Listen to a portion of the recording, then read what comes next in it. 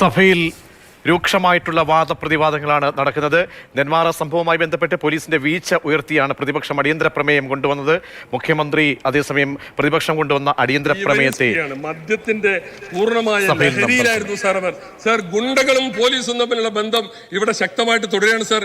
ഈയിടെ തലസ്ഥാനത്ത് ഒരു ഹോട്ടൽ ഉദ്ഘാടനത്തിൽ 2 CIമാർ പരസ്പരം അടിക്കുകയാണ്. അവിടെ ആരുടെയൊക്കെ സാന്നിധ്യമുണ്ട് സാർ? തിരുവനന്തപുരത്തെ പോലീസ് സൂപ്രണ്ടിന്റെ സാന്നിധ്യമുണ്ട്. മാത്രമല്ല അവരുടെയൊക്കെ കൂടെ വിശിഷ്ടാതിഥിയായിട്ട് ഒരു ഗുണ്ടാ തലവൻ ഓം പ്രകാശുമുണ്ട് സാർ. ഓം പ്രകാശും SP നോക്കി നിൽക്കുമ്പോൾ ഇവര് 2 CIമാർ തമ്മിൽ പൊരിഞ്ഞ അടി. എന്തിനായിരുന്നു അടിയെന്നറിയോ? ഈ ഹോട്ടലിന് ബാർ ലൈസൻസ് വാങ്ങിക്കൊടുത്തത് ഞാനാണെന്ന് 2 കൂട്ടരും പരസ്പരം അവകാശവാദം ഉന്നയിച്ചു. അവസാനം SP-യും ഓം പ്രകാശും കൂടി തീരുമാനത്തിലെത്തിച്ചു. അങ്ങനെ സംഗതി 8 മിനിറ്റ് ആയിട്ടുള്ളൂ സാർ. സംഗതി പ്രശ്നം മധ്യസ്ഥതയിൽ ഗുണ്ടാ തലവനും SP-യും തമ്മിൽ മദ്യം വരാ. ഇതെന്താ സാർ? ബോംബെയിലെ അധോലോകമാണ്. ബോംബെയിലെ അധോലോകത്തെ കേരളത്തിലേക്ക് പറിച്ചു നടന്ന സ്ഥിതിയാണ് സാർ ഇപ്പോ ഇവിടെ നമുക്ക് കാണാൻ ചെയ്യുന്നത് സാർ. ഇവിടെ മഞ്ചേശ്വരം എന്റെ സുഹൃത്ത് അഷറഫ് ഇന്നലെ ചൂണ്ടിക്കാണിച്ചൊരു സംഗതിയുണ്ട്. ഒരു മുഹമ്മദ് ആഷിഫ് ബയാറിലുള്ളത് ആക്സിഡന്റ് ആണെന്നല്ല എല്ലാവരും കരുതിയത്. പിന്നീട് സംഭവ സ്ഥലത്തൊരു ലാത്തി കാണുന്നു.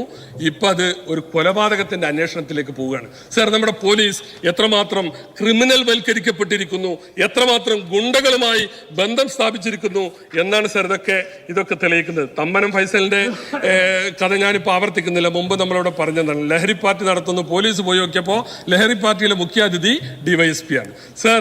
ഇവിടെ തുമ്പ പോലീസിൽ ഇപ്പോൾ ഒരു സംഭവം ഉണ്ടായി സാർ. തുമ്പ പോലീസ് കൈക്കൂലി വാങ്ങിയത് ഗൂഗിൾ പേയിലൂടെയാണ് സാർ. നമ്മുടെ കേരളത്തിലെ പോലീസ് ഇപ്പോ നിങ്ങൾക്ക് പറയാം, അവകാശപ്പെടാം, എന്ത് കേരളത്തിൽ കൈക്കൂലി ഡിജിറ്റലൈസ് ചെയ്തത് ഇന്ത്യയിൽ തന്നെ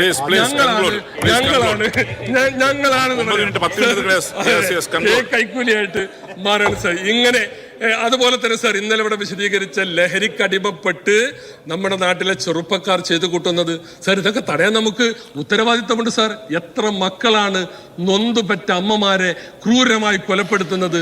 എല്ലാം MDMA-യും ലഹരിയും ഒക്കെ ആയിട്ട് കേരളം ഇന്ന് ലഹരിയുടെ ഹബ്ബായിട്ട് മാറുകയാണ്. അപ്പൊ അതിൽ പോലീസ് നോക്കുകുത്തിയാണ് സാർ, സംവിധാനം നോക്കുകുത്തിയാണ് സാർ. ഇന്നലെ നിങ്ങൾ ചർച്ച ചെയ്തു. അതുകൊണ്ട് എന്താ കാര്യം? എന്തെങ്കിലും പ്രത്യേകിച്ച് തീരുമാനമെടുത്തോ? ആകെ എല്ലായിടത്തും സാർ ഈ ലഹരി വ്യാപനം വളരെ വലിയ തോതിൽ നടന്നുകൊണ്ടിരിക്കുകയാണ് സാർ. ഇവിടുത്തെ ക്രമസമാധാനം ആകെ തകർന്നു എന്ന് പറഞ്ഞാൽ അത് അക്ഷരത്തിലും അർത്ഥത്തിലും ശരിയാണ് സാർ. ആളുകൾക്ക് ഭയപ്പാടാണ്. എങ്ങനെ മുന്നോട്ട് പോകുമെന്ന് സാർ ഭയപ്പാടാണ്. കോട്ടയത്ത് ഒരു ഗുണ്ട പോലീസിനെ ചവിട്ടിക്കൊല്ലേണ്ടായി.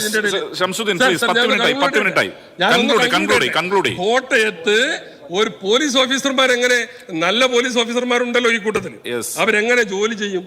അറസ്റ്റ് ചെയ്ത് കൊണ്ടുവന്ന ഗുണ്ട ഏറ്റുമാനൂരിൽ ഗുണ്ട പോലീസിനെ ചവിട്ടി കൊലപ്പെടുത്തുന്ന സ്ഥിതി ഉണ്ടായി. വയനാട്ടിലെ അന്യസംസ്ഥാന തൊഴിലാളിയെ കൊന്നിട്ട് പീസാക്കി. കഷ്ണം. ഇങ്ങനെ കേരളത്തിന്റെ നാനാഭാഗങ്ങളിൽ നിന്ന് സാർ ഉയർന്നു വരുന്ന കഥകൾ വളരെ ദൈന്യതയാർന്നതാണ് സാർ, ഭീതിതമാണ് സാർ, ഭീകരമാണ് സാർ. കുഞ്ഞിനെ കിണറ്റിലെറിഞ്ഞു കൊല്ലുന്ന പൈശാചികത ബാലരാമപുരത്ത് നമ്മൾ കാണുകയുണ്ടായി സാർ. ഈ പിണറായി കാലത്തെ ക്രമസമാധാന സ്ഥിതി വളരെ ലജ്ജാവഹമാണ് സ്ഥിതി സാർ. അതുകൊണ്ട് ഇത് അടിയന്തരമായി ചർച്ച ചെയ്യാൻ ഈ സഭ നിർത്തിവെക്കണമെന്ന് ഞാൻ ഈ പ്രമേയത്തിലൂടെ ആവശ്യപ്പെടുകയാണ് സാർ.